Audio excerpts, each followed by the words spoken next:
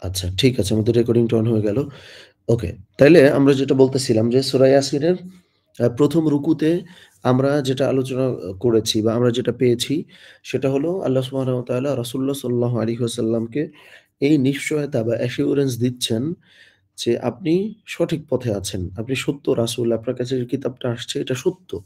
এইটা দেয়া হয়েছে ১ম রুকুতে। মানে আমরা পুরো সূরা ইয়াসিনটা বুঝে ফেলবো। এভাবে করে যদি আমরা রুকু ওয়াইজ আসলে বুঝে যাই। এটা হলো ১ নম্বর রুকু। ২ নম্বর রুকুতে আল্লাহ সুবহানাহু ওয়া তাআলা রাসূলুল্লাহ সাল্লাল্লাহু আলাইহি ওয়াসাল্লামকে এইটা বলছেন যে, হয় না আমরা অনেক সময় মানুষকে বুঝিয়ে তারপরে উদাহরণ দেই যে, "দেখো তোমার থেকে অমুক কত খারাপ আছে বা তোমার থেকে অমুক এই অবস্থার মধ্যে আছে।" তাহলে কি হয়? যদি কোনো স্টোরি আমরা শুনি, তাইলে কিন্তু আমাদের যে মানসিক অবস্থা, সেটা তুলনামূলক ভালো হয়। একটা রেফারেন্স যদি আমরা পাই, সেইম জিনিসটা আল্লাহ সুবহানাহু ওয়া তাআলা সূরা ইয়াসিনের ২ নম্বর রুকুতে করেছেন যে ওরা যে কেবল আপনার সঙ্গেই খারাপ ব্যবহার করছে ব্যাপারটা তা না। ওরা অতীতকালেও যত নবী রাসূল এসছেন সবার সঙ্গেই আসলে খারাপ ব্যবহার করছে। তাইলে ১ নম্বর রুকুতে নবী করিম সাল্লাল্লাহু আলাইহি ওয়াসাল্লামকে বলা হয়েছে যে আপনি রাইট আছেন, আপনি সঠিক আছেন। ২ নম্বর রুকুতে আল্লাহ সুবহানাহু ওয়া তাআলা রাসূলুল্লাহ সাল্লাল্লাহু আলাইহি ওয়াসাল্লামকে বলছেন যে সঠিক থাকার পরেও কেবল যে আপনাকে ওরা মন্দ বলে তা না। অতীতেও যত নবী রাসূল এসছে তাদের সঙ্গে ওরা সেইম কাজটা করছে। ওরা এই খারাপ ব্যবহারটা করছে। এটা হলো ২ নম্বর রুকু। এবার ৩ নম্বর রুকুতে আল্লাহ সুবহানাহু ওয়া তাআলা যেটা বলছেন সেটা হলো, কেন ওদের বিশ্বাস করা উচিত এবং কি নিয়ামত দিয়ে আল্লাহ সুবহানাহু ওয়া তাআলা আমাদেরকে ঘিরে রেখেছেন। আর যদি আমরা বিশ্বাস না করি তাহলে আমাদের কি পরিণতি হবে? এই বিষয়ে আল্লাহ সুবহানাহু ওয়া তাআলা ৩ নম্বর রুকুতে আলোচনা করছেন। তাহলে ৩ টা রুকুর আমরা প্রাথমিক যে ধারণা সেটা পেলাম। ১ নম্বর রুকুতে নবী করিম সাল্লাল্লাহু আলাইহি ওয়াসাল্লামকে নিশ্চয়তা দেয়া হয়েছে যে আপনি সঠিক। ২ নম্বর রুকুতে একটা রেফারেন্স টানা হয়েছে যে অতীতেও যারা সঠিক ছিল তাদেরকে জীবনে অনেক খারাপ সময়ের ভেতর দিয়ে যেতে হয়েছে। আর ৩ নম্বরটায় আল্লাহ সুবহানাহু ওয়া তাআলা সূরা আর-রহমানে বিশেষ করে আমরা যেটা পেয়েছিলাম, ওইভাবে করে আল্লাহ সুবহানাহু ওয়া তাআলা তার নিয়ামতের বর্ণনা দিয়ে আমাদেরকে বোঝাচ্ছেন যে কেন আমাদেরকে বিশ্বাস করতে হবে। তাহলে আমরা আস্তে আগাই ইনশাআল্লাহ। আউযু বিল্লাহি মিনাশ শাইতানির রাজীম। বিসমিল্লাহির রহমানির রহিম। দেখেন আল্লাহ সুবহানাহু ওয়া তাআলা বলছেন সূরা ইয়াসিনের ৩৩ নম্বর আয়াতে যে, "ওয়া আয়াতুল লাহুমুল আরদুল মাইতাহ" এবং তাদের জন্য মৃতভূমি একটি নিদর্শন। অর্থাৎ ওরা যে বিশ্বাস করতে চায় না, ওদের জন্য একটা উদাহরণ হইতে পারে মৃতভূমি। মৃতভূমি বলতে হচ্ছে যেই ভূমিতে আসলে কোনো ফসল উৎপাদিত হয় না বা যেটা উর্বর না, এইরকম ভূমিকে মৃত ভূমি বলা হয়। তো এই ভূমি ওদের জন্য একটা নিদর্শন। কেন নিদর্শন? আল্লাহ সুবহানাহু ওয়া তাআলা বলতেছেন যে, "আহইয়াইনাহা" আমরা একে জীবন্ত করি। অর্থাৎ এই মৃত ভূমিকে আমরা জীবন্ত করি। ওয়া আখরাজনা মিনহা এবং তা থেকে আমরা উৎপাদন করি, উৎপন্ন করি হাব্বান বীজ। আচ্ছা, একটু আমরা বোঝার চেষ্টা করব। আমি কিন্তু চেষ্টা করি শব্দ বাই শব্দ অনুবাদটা বলে যেতে। কেন? সেটা এই যে রেকর্ডিংটা যে আমাদের হয় বা আমরা ক্লাসে যারা থাকি, এই রেকর্ডিংটাও আপনি খুব মনোযোগ দিয়ে দেখলে আপনি কিন্তু অনেক শব্দ বুঝতে পারবেন। অনুবাদ অনেকদিন মনে থাকবে। আমি ওইভাবে করে শব্দ বাই শব্দই বলে যাওয়ার চেষ্টা করি। সো এটা আমরা একটু লক্ষ্য রাখবো। তাইলে আমার মনে হয় যে তুলনামূলক আমরা বেশি উপকৃত হইতে পারবো ইনশাআল্লাহ। ওকে, তাহলে আল্লাহ সুবহানাহু ওয়া তাআলা এখানে বললেন যে, "ওয়া আখরাজনা মিনহা হাব্বান" এই যে মৃতভূমি, এইখান থেকে আমি কিন্তু বীজ উৎপাদন করি। ফামিনহু সেখান থেকে ইয়াকুলুনা ওরা খাওয়া-দাওয়া করে। এরপর তারা তা থেকে আহার করে বা খাওয়া-দাওয়া করে। তাহলে কি দাঁড়াচ্ছে? আল্লাহ সুবহানাহু ওয়া তাআলা আমাদের সামনে একটা উদাহরণ উপস্থাপন করছেন যে, মৃতভূমিকে আমি জীবন্ত করে তোমাদের জন্য রিজিকের ব্যবস্থা করি। সুতরাং তোমরা যদি একটু কমন সেন্স এপ্লাই করো, একটু যদি বিবেক বুদ্ধি খাটাও, তাহলে কিন্তু তোমাদের ঈমান আনা উচিত বা ঈমান আনাটাই বরং যৌক্তিক। ৩৩ নম্বর আয়াতে। যেটা আমরা একটু আগে বললাম যে, সূরা আর-রহমানে যেইভাবে করে আল্লাহ সুবহানাহু ওয়া তাআলা আমাদেরকে ঈমান আনার ব্যাপারে বলেছেন, সেই জিনিসগুলা সূরা ইয়াসিনের ৩ নম্বর রুকুতে বিশেষভাবে আমরা লক্ষ্য করব। এরপর আল্লাহ সুবহানাহু ওয়া তাআলা আরো নিয়ামতের কথা বলছেন। আমরা বিশেষ করে অনুবাদটা বোঝার চেষ্টা করি। শব্দ বাই শব্দ। আমাদের মূল একটা উদ্দেশ্য কিন্তু এটা যে অনুবাদটা আমরা যেন ধরে ফেলতে পারি।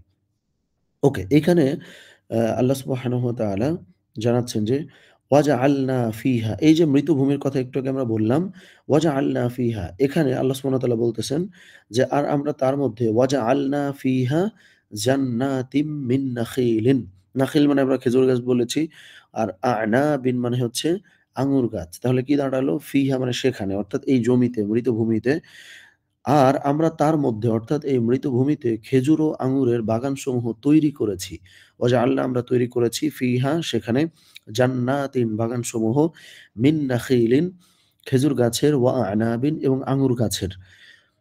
এরপরে আল্লাহ সুবহানাহু ওয়া তাআলা বলতেছেন, ওয়াফাজ্জারনা ফিহা মিনাল উয়ুন এবং আমরা জলধারা থেকে সেখানে প্রবাহিত করেছি। অর্থাৎ আল্লাহ সুবহানাহু ওয়া তাআলা বলতেছেন যে, এই যে মৃতভূমি, এখানে আমি গাছ উৎপাদন করেছি, সেটা আঙুর গাছ, খেজুর গাছ এবং সেখানে আমি জলধারা, ঝরনাসমূহ আমি প্রবাহিত করেছি। কেন? আল্লাহ সুবহানাহু ওয়া তাআলা পরবর্তীতে আবার বলছেন ৩৫ নম্বর আয়াতে, লিয়াকুলু মিন সামারিহি অর্থাৎ সেখানে তারা তার ফল থেকে খেতে পারে। অর্থাৎ এই যে খেজুর গাছ, তারপর হচ্ছে আঙুর গাছ এগুলো আল্লাহ সুবহানাহু ওয়া তাআলা উৎপাদন করেছেন মৃত ভূমিতে। কেন? কারণ মানুষ যেন সেখান থেকে খেতে পারে। এবং দেখেন আল্লাহ সুবহানাহু ওয়া তাআলা পরে বলতেছেন কি? ওয়ামা আমিলাতহু আইদিহিম অথচ তাদের হাতসমূহ সেটা তৈরি করে নাই। অর্থাৎ যে আঙুর ফল ওরা খাচ্ছে, যে খেজুর গাছ ওরা খাচ্ছে, যেটা আমি মৃত ভূমিতে উৎপাদন করলাম, এটা তো ওদের নিজের হাতের কোনো উপার্জন না। এটা আমি ওদেরকে দিলাম। সেটাই আল্লাহ সুবহানাহু ওয়া তাআলা বলতেছেন। তারপরে দেখেন আফালা ইয়াশকুরুন তবুও কি তারা কৃতজ্ঞতা প্রকাশ করবে না? তবুও কি ওরা বুঝবে না? তাইলে দেখেন এই ৩ টা আয়াতেই একটা মেইন জিনিস আল্লাহ সুবহানাহু ওয়া তাআলা এখানে বলেছেন যে মৃত ভূমিতে আল্লাহ সুবহানাহু ওয়া তাআলা বীজ উৎপন্ন করেন, ফসল ফলান, খেজুর গাছ, আঙুর গাছ সেগুলো ফলান এবং যেখানে মানুষের কোনো হস্তক্ষেপ আসলে নাই, এই জিনিসটা ওরা খায়, ওরা ভক্ষণ করে। আমিই তো এটা করলাম মৃত ভূমিতে। আফালা ইয়াশকুরুন তবুও কি ওরা বুঝবে না? তবুও কি ওরা কৃতজ্ঞতা প্রকাশ করবে না? ওকে ৩৬ নম্বর আয়াতে আল্লাহ সুবহানাহু ওয়া তাআলা বলতেছেন, সুবহানাল্লাযী পবিত্রতা তাঁরই বা হচ্ছে তিনি হচ্ছে মহান যিনি খলাকল আজওয়াজা কুল্লাহা প্রত্যেকটা জিনিস জোড়া তৈরি করেছেন। মানে সমস্ত কিছুর জোড়া আল্লাহ সুবহানাহু ওয়া তাআলা তৈরি করেছেন। সেই জিনিসগুলা কি, কি? মিম্মা তুমবিতুল আরদু ওয়া মিন আনফুসিহিম ওয়া মিম্মা লা ইয়ালামুন ৩ টা জিনিস বলছেন দেখেন। একটা হলো ভূমি যা উৎপাদন করে অর্থাৎ জমিনে কি, কি হয়? ফল, ফসল আদি বিভিন্ন কিছু হয়। তাইলে এই বিষয়ের ফল, ফসল আদি এই জিনিসগুলারও আল্লাহ সুবহানাহু ওয়া তাআলা জোড়া সৃষ্টি করেছেন। ওয়া মিন আনফুসিহিম এবং তাদের নিজেদের থেকেও আল্লাহ সুবহানাহু ওয়া তাআলা জোড়া তৈরি করেছেন। ওয়া মিম্মা লা ইয়ালামুন এবং তা থেকেও যা তারা জানে না। তাইলে এই আয়াত সহজ করে বোঝার জন্য আমি বলি, আল্লাহ সুবহানাহু ওয়া তাআলা এখানে বলতেছেন যে পবিত্রতা ওই আল্লাহর যে আল্লাহ ৩ টা জিনিসের জোড়া তৈরি করেছেন। ১ নম্বরে হচ্ছে আ জমিনে যা উৎপাদিত হয় এগুলারও আল্লাহ সুবহানাহু ওয়া তাআলা জোড়া সৃষ্টি করেছেন। ২ নম্বরে হচ্ছে তাদের নিজেদের মানে হচ্ছে মানুষদের কথা আল্লাহ সুবহানাহু ওয়া তাআলা বলতেছেন। মানুষদেরও জোড়া আল্লাহ সুবহানাহু ওয়া তাআলা তৈরি করেছেন এবং ৩ নম্বরে যা তারা জানেও না এইরকম জিনিসেরও আল্লাহ সুবহানাহু ওয়া তাআলা জোড়া সৃষ্টি করেছেন। এবং দেখেন একদম শুরুতে কি ছিল মনে আছে আমাদের? ৩৩ নম্বর আয়াতে ওয়া আয়াতুন মানে হচ্ছে নিদর্শন। আর আয়াত মানে হচ্ছে নিদর্শন, সিম্বল। আয়াত বলতে এমন জিনিস বোঝানো হয়, যেই জিনিস কোনো একটা প্রতীক বহন করে। যেই জিনিস কোনো একটা নিদর্শন, যেটা দেখে আমাদের আল্লাহর কথা স্মরণ হয় বা আল্লাহর শক্তি সম্পর্কে আমরা আসলে জানতে পারি। ওকে, তাইলে ৩৭ নম্বর আয়াতে আল্লাহ সুবহানাহু ওয়া তাআলা পরবর্তীতে আবার আরেকটা নিদর্শনের কথা বলতেছেন। ওয়া আয়াতুল লাহুমুল লাইলু। ওয়া আয়াতুন আরেকটা নিদর্শন লাহুম। একটু আগে আমরা শিখিলাম যে লাহুম মানে হচ্ছে তাদের জন্য, আল-লাইল মানে হচ্ছে রাত। তাইলে ওয়া আয়াতুল লাহুমুল লাইলু আর রাত তাদের জন্য নিদর্শন। নাসলাখু মিনহুন নাহারা। নাসলাখু মানে হচ্ছে কোন কিছুকে সরায় ফেলা, সরায় নেওয়া। তাহলে নাসলাখু আমি সরিয়ে নেই মিনহু তা থেকে অর্থাৎ রাত থেকে আন-নাহারা দিনটাকে। ফাইদা হুম মুজলিমুন ফলে অকস্মাৎ তারা অন্ধকারাচ্ছন্ন। এখানে কিন্তু খুবই সুন্দর একটা জিনিস আছে। এটা একটু আমরা বোঝার চেষ্টা করি। সূরা মুল্ক নিয়ে যেদিন আমরা আলোচনা করছিলাম, এটা আমাদের মনে থাকার কথা যে আল্লাহ সুবহানাহু ওয়া তাআলার যেই অ্যাপ্রোচ বা আল্লাহ সুবহানাহু ওয়া তাআলার কোরআনের যে ডায়ালগ এটা কিন্তু খুবই ডিফারেন্ট। কিভাবে? আমরা বলি জীবন, মৃত্যু। আল্লাহ সুবহানাহু ওয়া তাআলা বলেন না, মৃত্যু ও জীবন। আমরা বলি দিন-রাত, আল্লাহ সুবহানাহু ওয়া তাআলা বলেন না, রাত-দিন। মানে যেইটাকে আমরা পরে বলি আল্লাহ সুবহানাহু ওয়া তাআলা ওইটাকে আগে বলেন। এখন দেখেন এইখানে আল্লাহ সুবহানাহু ওয়া তাআলা দিনের কথা কিন্তু বলে নাই। আল্লাহ বলতেছেন যে রাত হচ্ছে তাদের জন্য একটা নিদর্শন এবং রাত বলতে কি বোঝায়? রাত হলো যেই জিনিসটা থেকে আমরা দিনটাকে সরায় নেই। তার মানে প্রাইমারি জিনিস কিন্তু রাত। এবং আমরা জানি যে আরবি মাসটাও কিন্তু আপনার সূর্যাস্তের পর থেকে ধরেন আরম্ভ হয়। তাইলে মূল জিনিসটা হলো রাত। মূল জিনিসই হলো রাত। এই রাত থেকে আল্লাহ দিন সরায় নেন, এই কারণে এটা রাত হয়। মানে আল্লাহ সুবহানাহু ওয়া তাআলার বলার ভঙ্গিটা দেখেন কি চমৎকার! আল্লাহ কিন্তু বলে নাই যে, "রাত সরায় নিয়ে দিন।" মানে এইখানে বিশেষ করে আল্লাহ সুবহানাহু ওয়া তাআলা বলতেছেন, রাত তাদের জন্য একটা নিদর্শন। আর রাত বলতে কি বোঝায়? দিনটাকে সরায় নিলে যেটা টিকে থাকে ওইটা হচ্ছে রাত। মানে খুবই ইউনিক ভাবে আল্লাহ সুবহানাহু ওয়া তাআলা কিন্তু উপস্থাপন করেন বা প্রেজেন্ট করেন। তাইলে এইটাও আমাদের জন্য একটা নিদর্শন। ওকে, তারপরে ৮ নম আই ৩৮ নম্বর আয়াতে আল্লাহ সুবহানাহু ওয়া তাআলা আরেকটা নিদর্শন বলছেন, "ওয়াশ-শামসু" আর সূর্য সেটাও একটা নিদর্শন কিভাবে? "তাজরি লিমুস্তাকাররিল লাহা" সেটা তার জন্য নির্দিষ্ট গন্তব্যে পরিভ্রমণ করে। মানে সূর্যটা তার গন্তব্যে পরিভ্রমণ করে। "যালিকা" আর সেটা তাকদীরুল আজিজিল আলিম। সেটা পরাক্রমশালী, বিস্তৃত জ্ঞানসম্পন্নের নিয়ন্ত্রণ। অর্থাৎ এই যে সূর্যটা যে তার নিজস্ব গন্তব্যে পরিভ্রমণ করে এটাও আল্লাহ সুবহানাহু ওয়া তাআলার নিয়ন্ত্রণ এবং আল্লাহ সুবহানাহু ওয়া তাআলার সক্ষমতারই পরিচয় আসলে বহন করে। এরপরে ৩৯ এ আল্লাহ সুবহানাহু ওয়া তাআলা আ চা চাঁদের কথা বলেছেন। সেটাও একটা আয়াত অর্থাৎ নিদর্শন। মানে এখানে কিন্তু যেটা আমরা একটু আগে বলছিলাম যে আমাদের এই পুরো বিষয়গুলাতে মানে এই যে আমরা এখন যেই ৩ নম্বর রুকু আলোচনা হচ্ছে, এই ৩ নম্বর রুকুটা অনেকটা সূরা আর-রহমানের মতো তথা এই ৩ নম্বর রুকুতে আল্লাহ সুবহানাহু ওয়া তাআলা প্রচুর আয়াতের কথা বলছেন। আয়াত মানে কিন্তু কোরআনের আয়াত না। এই আয়াত মানে হচ্ছে নিদর্শন। আল্লাহ সুবহানাহু ওয়া তাআলার সিম্বল যে জিনিসগুলা দেখলে আল্লাহকে স্মরণ হবার কথা এই জিনিসগুলা। যেমন দেখেন ৩৯ নম্বর আয়াতে আল্লাহ সুবহানাহু ওয়া তাআলা তাহলে কি বলতেছেন? ওয়াল কমারা আর চাঁদ এটাও আল্লাহ সুবহানাহু ওয়া তাআলার আয়াত বা নিদর্শন।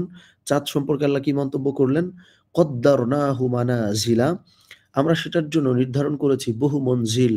বহু মঞ্জিল বলতে ওই যে সহজ করে আমরা ওই যে তিথি বলে না বা আরো যদি অন্যভাবে বলা যায়, চাঁদেরও কিন্তু কিছু সময় আছে। মানে একেক সময় চাঁদের একেক রূপ থাকে।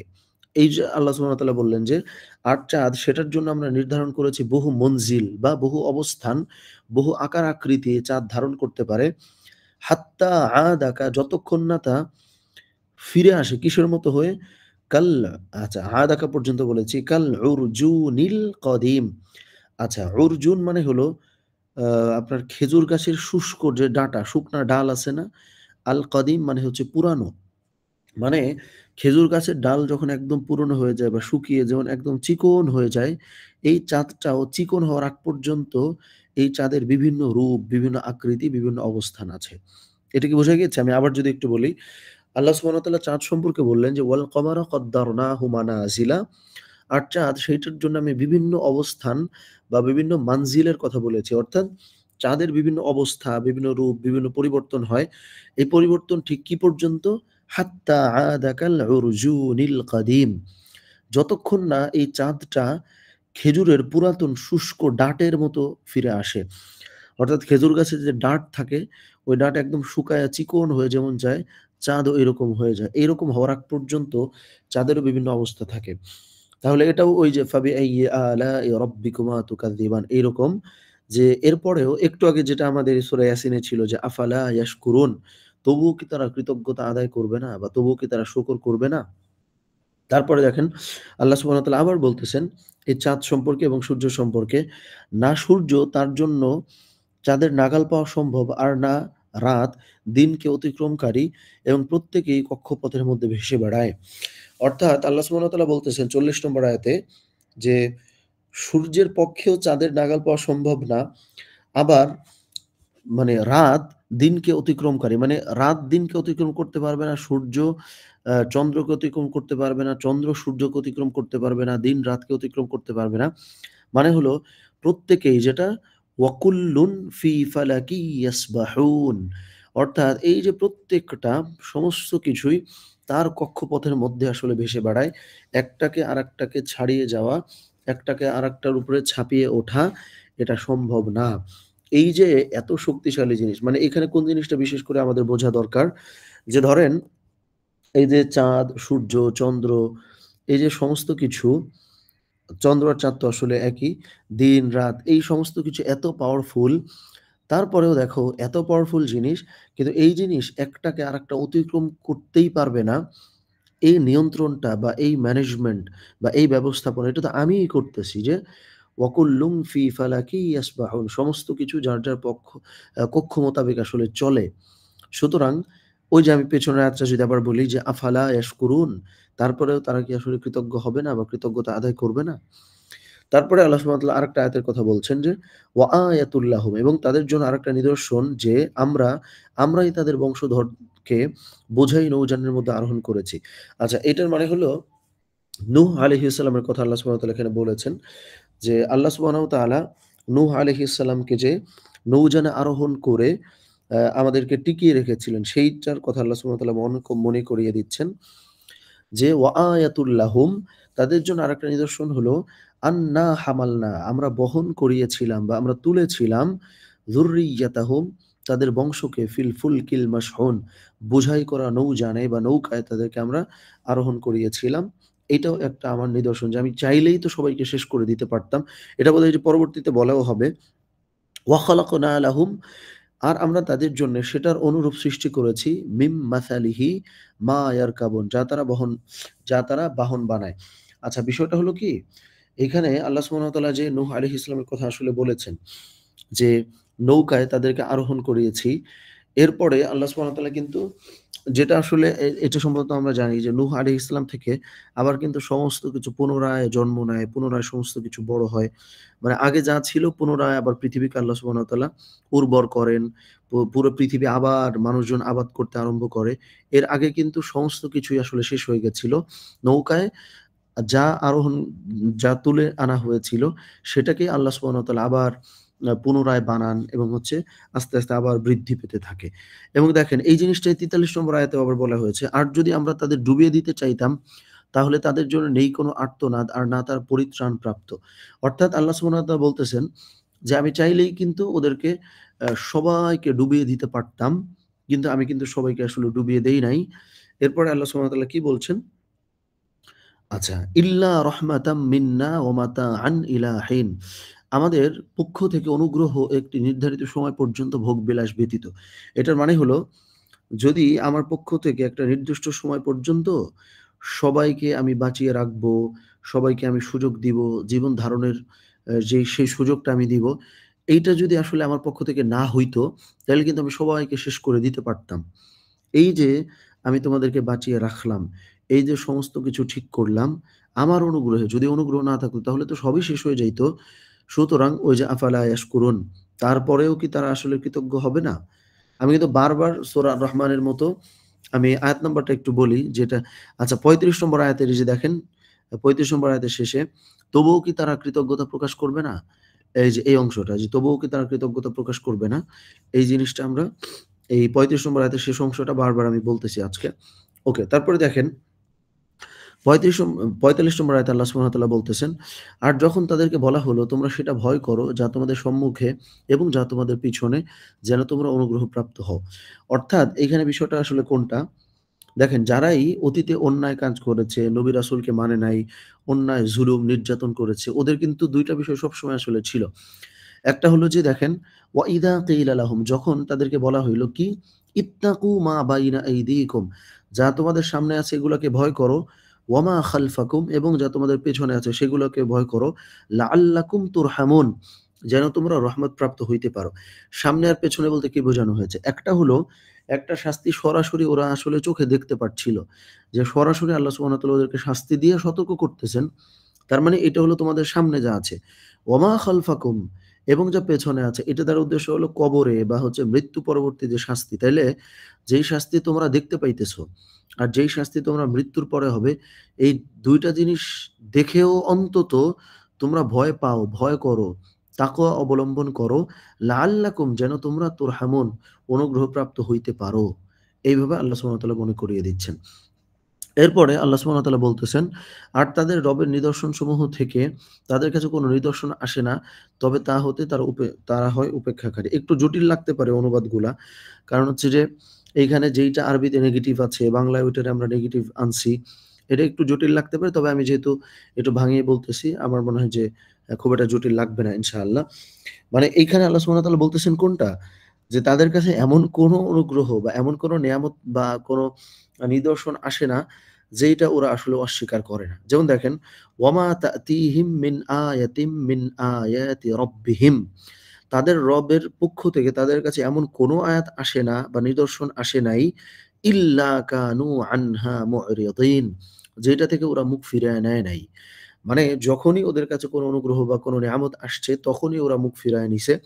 এখানে আল্লাহ সুবহানাহু ওয়া তাআলা কিন্তু রাসূলুল্লাহ সাল্লাল্লাহু আলাইহি ওয়াসাল্লামকে অতীতকালে ওরা যে উপেক্ষা করত বা হচ্ছে ওরা মেনে চলত না নবী রাসূলদেরকে, এই জিনিসটা স্মরণ করায় দিচ্ছেন বিশেষ করে। ওকে, আমাদের হচ্ছে আমরা প্রায় শেষের দিকে চলে আসছি। আমাদের হলো আর ৪ আয়াত আছে।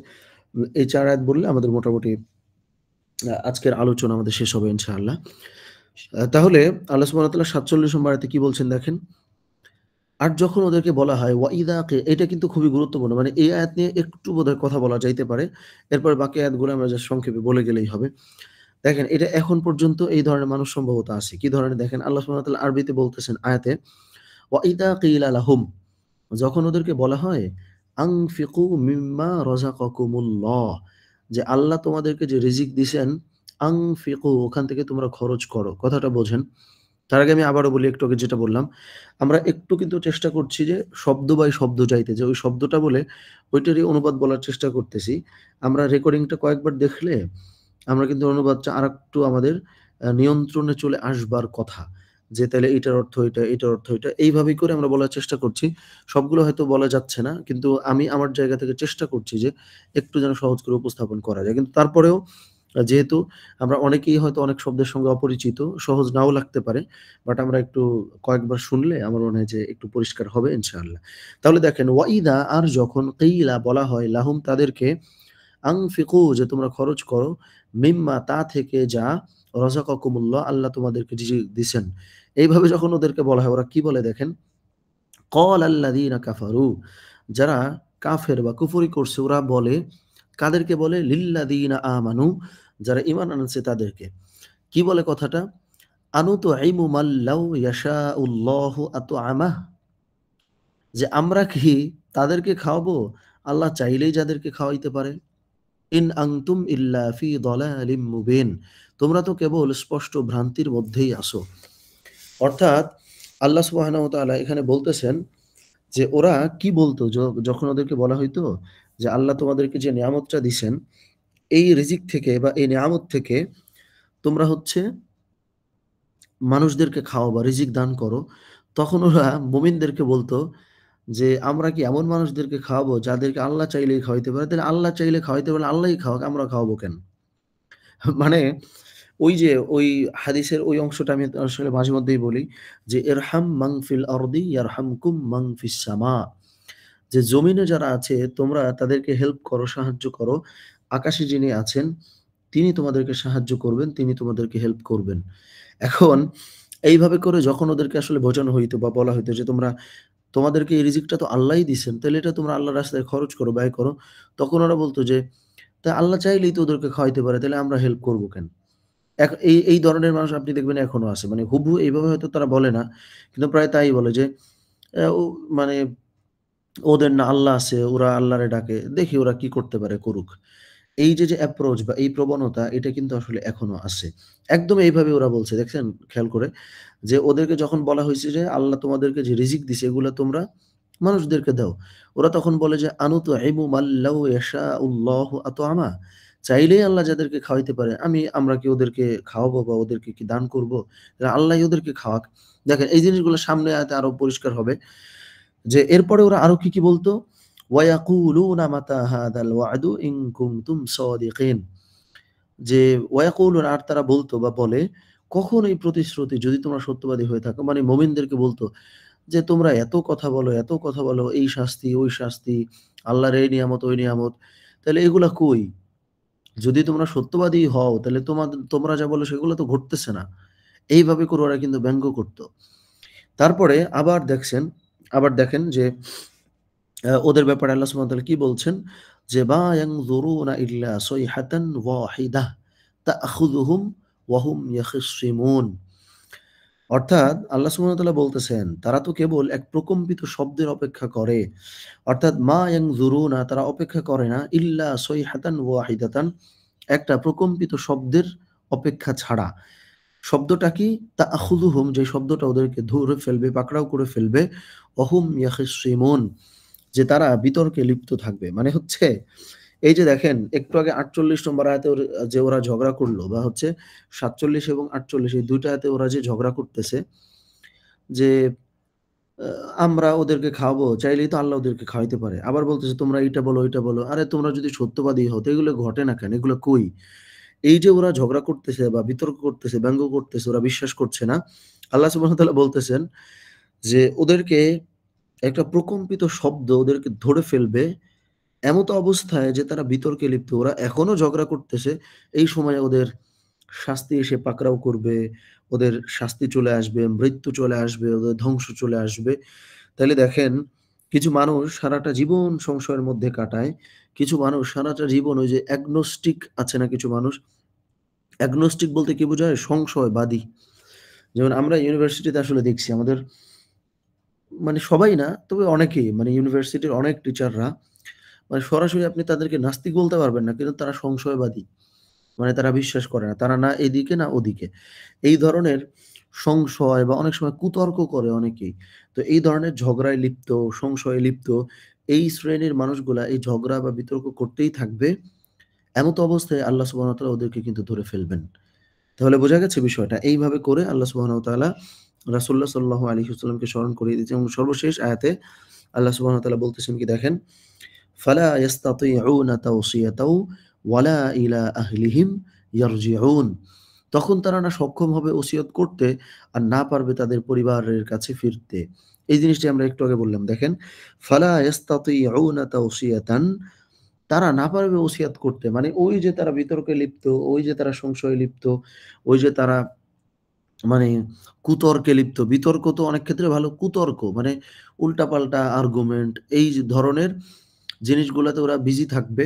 এমত অবস্থায় ওদেরকে ওই প্রকম্পিত শব্দটা ধরে ফেলবে এবং ফালা ইয়াস্তাতিউনা তাওসিয়াতান, ওরা না একটু ওসিয়াত করতে পারবে, ওয়ালা ইলা আহলিহিম ইয়ারজিউন, আর না তারা তাদের পরিবারের কাছে ফিরতে পারবে। তখন আর তাদের জন্য কোনো সময় থাকবে না। তাইলে আমরা একদম শুরুতেই বলছিলাম কি? যে সূরা ইয়াসিনের ১ নম্বর রুকুতে আল্লাহ সুবহানাহু ওয়া তাআলা রাসূলুল্লাহ সাল্লাল্লাহু আলাইহি ওয়াসাল্লামকে নিশ্চয়তা দিচ্ছেন যে আপনি সঠিক পথে আছেন। চলে গেল ১ নম্বর রুকু।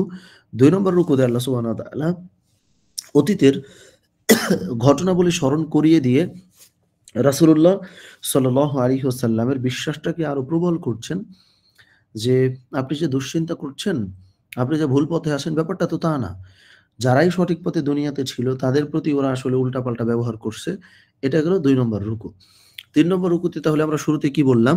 ৩ নম্বর রুকুতে আল্লাহ সুবহানাহু ওয়া তাআলা নিয়ামতের কথা স্মরণ করিয়ে দিচ্ছেন যেটা সূরা আর-রহমানে ছিল। সেই সঙ্গে যারা তারপরেও আল্লাহ সুবহানাহু ওয়া তাআলাকে মানবে না তাদের কি শাস্তি হবে এটা স্মরণ করিয়ে দিচ্ছেন। তাইলে ৩ টা রুকু এভাবে চলে গেল। এইভাবে করে আমাদের যদি রুকু ওয়াইজ আমরা যাই, যদি একটু রেগুলার আমরা ক্লাসগুলাতে জয়েন করি তাইলে আমার মনে হয় যে, যেকোনো একটা সূরাতে আমাদের একটা পরিপূর্ণ ধারণা থাকবে।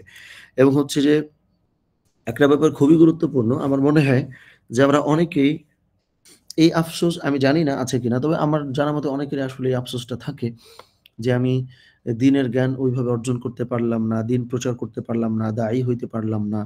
এটা কিন্তু খুবই গুরুত্বপূর্ণ যে এই চিন্তা যদি আমাদের থাকে, আমাদের জন্য কিন্তু অনেক বড় একটা অপরচুনিটি যে একটা সূরা সম্পর্কে আমরা যখন পরিষ্কার একটা ধারণা পেলাম, আমি শুরুর দিকে কিন্তু আমরা আসলে এটা জিজ্ঞেস করতাম। মাঝখানে দীর্ঘদিন ধরে জিজ্ঞেস করা হয়নি যে আমরা দাওয়াত প্রচার করছি কিনা? আমরা যেহেতু vocabulary টা আবার নিয়ে আসছি। মাঝখানে একটু আমার তরফ থেকে একটু গাফিলতি গেছে বা একটু যেটা বলি আমার তরফ থেকে একটু দায়িত্বহীনতা গেছে। এটার জন্য আমি ক্ষমা চাই। যেটা আমি বোধহয় গ্রুপে আসলে বলছিলাম। সো আস্তে, আস্তে আমরা আগের অবস্থা ফেরত আনার চেষ্টা করছি ইনশাআল্লাহ। যে ধরেন আমরা এই যে সূরা ইয়াসিনের ৩ টা রুকু ধরেন গেছে। আমাদের তো অতীতেও অনেক পড়া গেছে মাশাআল্লাহ। সো দ্যাট এইটা আপনি যদি আসলেই আপনার মনের মধ্যে ইচ্ছা থাকতো যে আমি দিনটা শিখলাম না, দিনটা প্রচার করতে পারলাম না। মানে দাঈ ইলাল্লাহ, আল্লাহর পথে দায়ী হওয়ার স্বপ্ন তো থাকা উচিত একজন মুমিনের। মানে মুমিন মানেই কিন্তু সে দায়ী, সে একা জান্নাতে চলে যাবে এই ধরনের স্বার্থপর চিন্তা কিন্তু তার না।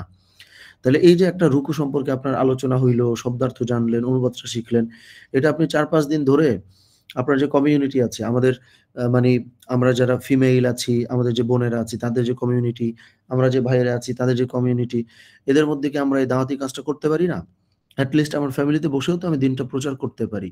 সো এই জিনিসটা আমরা করব। তাইলে কি হবে? আমাদের এটা অনেকদিন মনেও থাকবে বা আমার যদি আসলেই দাঈ ইলাল্লাহ, আল্লাহর পথে দায়ী হওয়ার স্বপ্ন বা ইচ্ছা আসলেই থেকে থাকে, সেটাও তো পূরণ হওয়ার একটা সুযোগ। তো এই ব্যাপারটা আমরা যারা রেকর্ডিং শুনছি, আমি বিশেষ করে তাদের জন্যও বললাম এবং যারা লাইভে আছি তাদের জন্যও বললাম যে দাঈ ইলাল্লাহ হওয়ার যেই স্বপ্ন প্রতিটি মুমিনের আসলে থাকা উচিত। যদি না থাকে তাইলে আমার মনে হয় যে আমাদের ইমানেরই ঘাটতি। মানে কেন বললাম কথাটা? মানে ইমানদার বা প্রকৃত মুমিন মানেই হচ্ছে যে, একটা আছে না আদ-দীনু আন-নাসিহা। যে দিন মানেই হচ্ছে কল্যাণকামী। এখন আপনার মধ্যে যদি দিন থাকে, আপনার মধ্যে যদি ঈমান থাকে, আপনি তো নিশ্চয়ই কল্যাণকামী হবেন এবং কল্যাণকামী মানে কি এইটা? যে আমি মনে, মনে শুধু মানুষের ভালো চাইবো? নো। বাস্তবেও আমি তার ভালো করবার জন্য চেষ্টাটা করব। সো আমাদের মনের মধ্যে যদি এই অপূর্ণ স্বপ্নটা এখন আমি লালন করে থাকি যে, আহারে ছোটবেলায় যদি সুযোগ হইতো, আমি দিনটা শিখতাম, দিনটা প্রচার করতাম। তাহলে এই সুযোগ তো আপনার চলে যায় নাই। এই যে আমরা সাম আপ করলাম ২-৩ বার পুরো ক্লাসে যে সূরা ইয়াসিনের ১ নম্বর রুকুতে এটা ছিল, ২ নম্বর রুকুতে এটা ছিল, ৩ নম্বর রুকুতে এটা আজকে গেল। সো এই বিষয়ে পরিপূর্ণ ধারণা আপনি যদি পেয়ে থাকেন, আপনি যদি বাসায় আরো স্টাডি করেন, এই রেকর্ডিংটাও তো ইনশাআল্লাহ পাবেন। সো এই জিনিসগুলো নিয়ে স্টাডি করলে কি সুবিধা বলেন তো? সুবিধাটা হচ্ছে আমি আমার বাসায় আমার ফ্যামিলিতে ৪-৫ জন মানুষের মধ্যে আমি আলোচনা করতে পারবো। এটা যদি না পারি, আমি যদি নারী হই, আমার যে কমিউনিটি আছে ওখানে আমি দাওয়াত প্রচার করতে পারি। আমি যদি আ পুরুষ হই, আমি আমার কমিউনিটিতে দাওয়াতটা প্রচার করতে পারি। সো ওই যে ছোট্টবেলার অপূরণ হওয়া সেই স্বপ্ন, দাঈ ইলাল্লাহ, যে আল্লাহর পথে আমি মানুষকে ডাকবো, সেই স্বপ্ন কি এখনো পূরণ হইতে পারে না বলেন? এখনো তো পূরণ হইতে পারে। সো এইটার জন্যেও তো আল্লাহ আপনাকে জিজ্ঞেস করতে পারেন যে, আমাদের সুযোগ আছে, এই এ সুযোগটা আমরা কেন কাজে লাগাবো না বলেন? সো এটা হচ্ছে একটা কথা, আমি সবাইকেই এই জিনিসগুলা বললাম। আচ্ছা, আমাদের শাহনাজ পারভীন আপা বোধহয় জিজ্ঞেস করছেন যে এটার লিমিট আছে। না, এটা হচ্ছে আমাদের অ্যা মানে ক্লাস লিমিট বলতে আমরা প্রত্যেকটা রুকু ওয়াইজ যাই। তার মানে ৫৪০ টা রুকু আছে আল কোরআনে। তার মানে একদম কম হইলেও ৫৪০ টা ক্লাস হবে। আর ৫৪০ টা ক্লাস হইতে, হইতে আমরা অনেকেই হয়তো অনেক ক্লাস ভুলেও যাবো। সো এটা আমাদের আসলে একটা কন্টিনিউয়াস প্রোগ্রাম। যেটা আমি ১ম দিকে আমরা ফি নিতাম বা রেজিস্ট্রেশন ফি ছিল। পরবর্তীতে আমি বলে দিলাম যে, "না, এটা হচ্ছে আমরা দীর্ঘদিন ধরে চালাবো। এটার জন্য কোনো ফিও দরকার নাই। এটা হচ্ছে আমরা কোরআন চর্চার জন্যে, এটা আমার তরফ থেকেই একটা প্রোগ্রাম বা হচ্ছে উপহার, গিফট যেটাই বলি, এটা আমাদের আসলে সবসময় চলবে ইনশাআল্লাহ। আল্লাহ যতদিন আমাকে তৌফিক দান করবেন।" সো এই হলো কথা। সো আল্লাহ সুবহানাহু ওয়া তাআলা এই জিনিসগুলাতে আমরা যে রেকর্ডিং শুনবো তাদের জন্যও বলি বা যারা আমরা ক্লাসে আছি তাদের জন্যও বলি। আমরা সবাই একটু গুরুত্বের সঙ্গে দেখবার চেষ্টা করব ইনশাআল্লাহ এবং দিন প্রচারে আমরা যেন ভূমিকা পালন করতে পারি। সে তৌফিক আল্লাহ আমাদেরকে দান করেন। এবং আমাদের যেহেতু ৭:৩০ বেজে গেছে বোধহয়, হ্যাঁ। এবং আজকে যেহেতু শনিবার আমরা মোটামুটি চেষ্টা করি ১ ঘন্টার মধ্যেই আসলে শেষ করতে। এটা হচ্ছে বিষয়। তো আচ্ছা, সাবিকুন্নার আপা বোধহয় বলেছেন যে আমার আছে, হ্যাঁ, আপারও বোধহয় স্বপ্ন ছিল যে আমরা হচ্ছে আপাও দায়ী হতে চেয়েছিলাম। আমার মনে হয় যে এই স্বপ্ন অনেকের জন্য কমন। যেমন আমি যদি একটু দেখি, আচ্ছা আমাদের ক্লাসে, জি, আমাদের হচ্ছে আমাদের কমন কয়জন আমরা আছি এটা দেখবার চেষ্টা করছি। আমরা যারা দীর্ঘদিন ধরে, হ্যাঁ, আমাদের হচ্ছে তাহমিনা আপা আছেন। তাহমিনাও আমাকে একদিন শেয়ার করছিলেন যে তাহমিনাও দ্বীনের পথে দায়ী হতে চেয়েছিলেন। তো তিনিও কোরআন শিখছেন। সো সাবিকুনার আপাকেও আমরা পেয়েছি। আপাও দায়ী হতে চেয়েছিলেন, আপাও জানালেন। সো আমার মনে হয় যে এটা আমরা অনেকেই হয়তো বলি নাই। কিন্তু আমাদের মনে হয় যে অনেকের মনের একটা স্বপ্ন বা ইচ্ছা যে আমরা আসলে দায়ী হইতে চাই। সো এটা কিন্তু আমাদের জন্য অনেক বড় সুযোগ। যে আমরা আসলেই দিনটা শিখে প্রচারও করতে পারি এবং আমাদের একটা ছোট্ট প্ল্যাটফর্ম তৈরি হয়েছে যে আমরা চাইলে জিজ্ঞেসও করতে পারি। ইভেন আপনি নেক্সট ফ্রাইডে, যেটা আমাদের তো আসলে বক্তব্য দিতে হয়। সো আপনি আসলেই যদি পড়াশোনা করেন, আপনার তো আসলে বক্তব্য দেওয়ারও সুযোগ আছে যে আপনি চাইলে আলোচনাটা করতে পারবেন। সো এই সুযোগটা আমরা কাজে লাগাবো ইনশাআল্লাহ। তো যাই হোক, আ আমরা এই ব্যাপারে আন্তরিক হব, চেষ্টা করব ইনশাআল্লাহ। আমি আর কথা লম্বা না করি। আমরা ১ ঘন্টার মধ্যেই মোটামুটি চেষ্টা করি। কারণ অনেকেরই তো আসলে সকাল বেলায় অন্যান্য ব্যস্ততা আসলেই থাকে। সো রেডি হতে হয়, বিভিন্ন জায়গায় যাওয়ার ব্যাপার থাকে। তো ঠিক আছে ইনশাআল্লাহ। আল্লাহ সুবহানাহু ওয়া তাআলা আমাদের সকলকে কোরআনের পথে থাকবার তৌফিক দান করেন। আমি এখনই হচ্ছে আমাদের টেলিগ্রামে এই পিডিএফটা দিয়ে দিব। পিডিএফটা দিয়ে দেব আর স্ক্রিনটা বলতে রেকর্ডিংটা হতে তো একটু সময় লাগে। সো এটা হয়ে গেলে আমি হচ্ছে রেকর্ডিংটাও দিয়ে দেব যেটা আজকের মধ্যে হয়তো দেব। আচ্ছা আমি হোমওয়ার্কটা একটু দেখাই দিই। ১ টা মিনিট একটু থাকেন আপনারা। স্ক্রিনটা বোধহয় আবার চলে গেছে। ওকে। এখন বোধহয় স্ক্রিনটা আবার আসছে কিনা? ওকে। আচ্ছা স্ক্রিনটা দেখা যাওয়ার কথা। আচ্ছা তাইলে হোমওয়ার্ক আসলে কি? যেটা আমি আমরা গত সপ্তাহে বলছি হোমওয়ার্ক একদম পৃষ্ঠার শুরুতেই লিখে রাখছি আমি। যে প্রথমত এই রুকুর শুদ্ধ তিলাওয়াত নিশ্চিত করতে হবে। দ্বিতীয়ত এই রুকুর নির্বাচিত শব্দার্থগুলো মুখস্থ করতে হবে। তৃতীয়ত এই রুকু নিয়ে পড়াশোনা করে একটা ৩ মিনিটের ছোট্ট বক্তব্য তৈরি করতে হবে আগামী শুক্রবারের মধ্যে। মানে আগামী শুক্রবারে তো বক্তব্যটা দিতেই হবে ইনশাআল্লাহ। তো এই আরকি আমরা হচ্ছে ৭:৩০ যেহেতু বেজে গেছে আমরা তাহলে আর বোধহয় আর কথা বলা যাচ্ছে না। ওকে আমি জাস্ট অলিউল ভাইয়ের সঙ্গে একটু কথা বলে আমি শেষ করে দিচ্ছি। আসসালামু আলাইকুম। জি, অলিউল ভাই আপনি বলেন। আনমিউট করে। ওয়ালাইকুম আসসালাম ভাইয়া। জি ভাই। আমি বলতে চাচ্ছি আমাদের তেলাওয়াতের ক্ষেত্রে অনেক ভুল হয়। তো মাঝে আমাদের মানে যখন আমরা ভুল করি মানে এমন হয় যে সময়ের অভাবে আমরা বুঝতে পারি না এটা ভুলটা কোথায় হচ্ছে এবং কিভাবে শুদ্ধ করবো। আপনি যদি কোনো বই সাজেস্ট করতেন মানে কোরআনটা ভালো মতো ব্যাকরণগুলো আমরা শর্ট টাইমের মধ্যে একটা হার্ড বই মানে ভুল হইলো ওইগুলো আমি দেখতে পারলাম। দেখে আমি শুদ্ধ করতে পারলাম যতটুকু সম্ভব। আচ্ছা, এরকম যদি এটা কোনো হলো আচ্ছা ভাই এটা হলো আমি ছোটবেলা থেকে যেটা আসলে পড়েছি ওইটাই বলি। আ আল্লাহ তাকে জান্নাত নসিব করেন। অনেক আগে তিনি ইন্তেকাল করেছেন। কারি বিলায়েত হোসেন। ওনার নাদিয়াতুল কোরআন নামে এই হচ্ছে তাজভিদের একটা বই আছে। বেশ সুন্দর। খুবই অল্প দাম বোধহয়। সো এই হার্ড কপিটাও আমরা চাইলে সংগ্রহ করতে পারি। কিন্তু আমার কাছে আসলে মনে হয় কি যে রিসাইটেশন শোনার আসলেই কোনো বিকল্প নাই। মানে আপনি নিয়ম মুখস্থ করে আসলেই দেখবেন শুদ্ধ করতে পারবেন না শোনা ব্যতীত। শুধু তিলাওয়াত করলে হবে না। প্রচুর শুনতে হয় আসলে। এই জায়গায় মনে হয় আমাদের অনেক দুর্বলতা। আমরা আসলে শুনতে চাই খুবই কম। সো দয়া করে আপনারা একটু শুনবেন। যেমন এই যে ধরেন এই সূরা ইয়াসিনের আজকে তো গেল হচ্ছে আমাদের ৩ নম্বর রুকু। সো এটা নিয়ে আমরা একটু শুনতেই তো পারি। আমরা বারবার শুনলেই তো হয়। আমরা হয়তো অনেক তিলাওয়াত করি সবের উদ্দেশ্যে। কিন্তু আমরা ধরেন শুনি না। কিন্তু মেইন ফায়দাটা শুনলেই মূলত হয়। সো এইজন্য আমরা শুনবো। প্রচুর শুনলে বিশ্বাস করেন শুনলে শুদ্ধ হবেই ইনশাআল্লাহ। সো এইভাবে আমরা শুনলে বুঝবো যে আমি কোথায় ভুল করতেছি না করছি। সো বই যদি বলেন তাইলে হচ্ছে আ কারি বিলায়েত হোসেন সাহেবের নাদিয়াতুল কোরআন এটার একটা ছবি আমি হচ্ছে এই কি বলে আমাদের টেলিগ্রামে বা WhatsApp এ আমি দিয়ে দিব ইনশাআল্লাহ। একটা ছবি জি, তুলে আমি ওই প্রচ্ছদের ছবি দিয়ে দিলে তাইলে আমরা কেনার ক্ষেত্রে বোধহয় সহজ হবে। এটা আমি দিয়ে দিব ইনশাআল্লাহ। তো ঠিক আছে আপাতত আমি বোধহয় আর প্রশ্ন না নেই। আমাদের যদি আরো কোনো আমার কাছে জিজ্ঞাসা থাকে বা কোনো প্রশ্ন থাকে আমাকে WhatsApp এ বা টেলিগ্রামে যেকোনো জায়গায় ইনশাআল্লাহ জিজ্ঞেস করিয়েন অসুবিধা নাই। এই আরকি। ঠিক আছে ইনশাআল্লাহ। তাহলে আল্লাহ সুবহানাহু ওয়া তাআলা আমাদের সকলকে কোরআনের পথে থেকে আমাদের জীবনকে আরো সমৃদ্ধ করবার তৌফিক দান করেন। আগামী শুক্রবারের মধ্যে আমরা তাহলে এই জিনিসগুলো রেডি করে ফেলবো ইনশাআল্লাহ। আচ্ছা, বাংলা উচ্চারণটা এড করতে বলেছেন বোধহয় আমাদের আচ্ছা নান্টু ভাই বোধহয় বাংলা উচ্চারণ এড করতে বলেছেন। এটা আমি আসলে এড ইচ্ছা করেই করি নাই। এই যে বাংলা উচ্চারণ করলে অনেক সময় হয়তো আমরা শুদ্ধ করি না। আচ্ছা আমি তাহলে এটা দেখি এড করার চেষ্টা করব ইনশাআল্লাহ। ঠিক আছে নান্টু ভাই জাযাকুমুল্লাহু খাইর। তাহলে আল্লাহ সুবহানাহু ওয়া তাআলা আমাদেরকে ভালো রাখেন, কোরআনের পথে রাখেন, জীবনকে সমৃদ্ধ করেন। আমিন। আসসালামু আলাইকুম ওয়া রাহমাতুল্লাহি ওয়া বারাকাতুহু।